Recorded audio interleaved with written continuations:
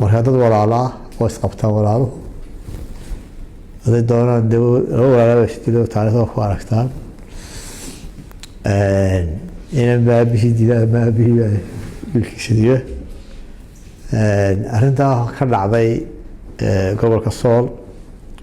waxaan ku tilmaami karaa uun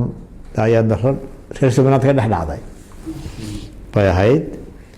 maantana intii aan imi xukuumadda laga bilaabo 12 December siyaasadii aan noqday waxay ahayd in walaalnimo iyo nabad iyo wada hadal arrinta la saxaado lagu dhameeyo tiibaan weyn taagin taasi waa takliftay inaan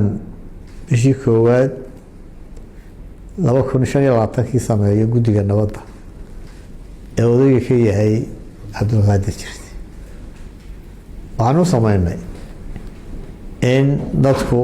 nabad helaan in dadku isu socon karaan in maxaabiista la sii daayo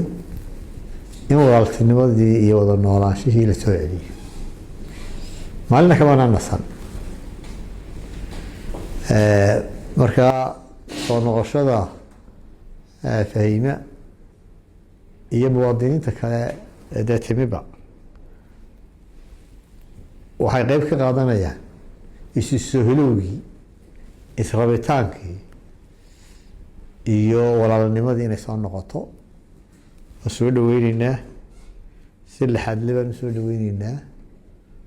waxaan Ilaahay ka barayaa in rabitaankeena aynu rabno